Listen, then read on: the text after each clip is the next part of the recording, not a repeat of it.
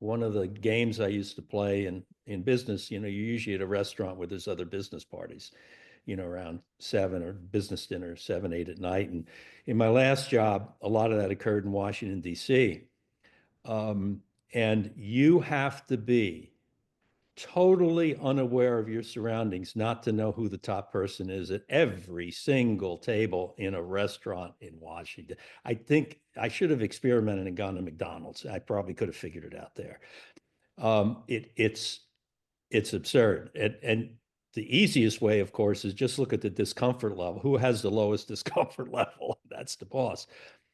And so if you look at the table and you can't tell who the leader is, that's a pretty good sign. Now, interestingly enough, when we get to the level of you're a leader who develops other leaders, you take a real sophisticated look, and then you can see who's the leader because they're the one who's actively trying to create a situation where everybody feels equal. Well, John, that's interesting. You say discomfort. That sounds to me like a description of the old school authoritative leadership style at play, right? In the microcosm of a dinner table, you would have discomfort. Whereas, Craig, you've both said, John, you mentioned rewards for failure. We historically don't do it. I don't think there was I never had a management by objective MBO plan for, lessons by virtue of failures. Mhm. And I wonder if the gap there wasn't a currency. Although we just have talked about there's a currency of trust, psych safety, Craig.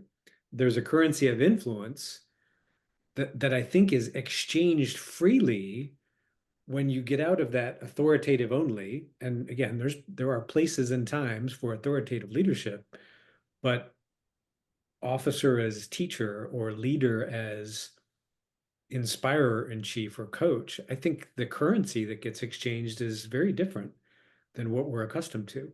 Also, probably a topic for another future Well, so Todd, if you want to talk about it in terms of currency, right? Like what's in it for me or what do I get out of it? Because we don't get rewarded with pay. We don't get necessarily rewarded with a promotion, right? I think you see the fruit of that currency through engagement, right? You don't get engagement with authority, you get compliance. But when you influence, you get commitment.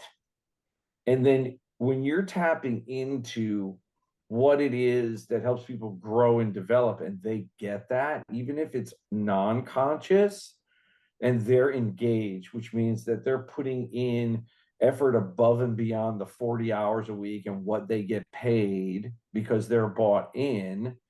That's that makes them feel good. They feel like they're working for the vision or the mission or whatever it is that motivates them.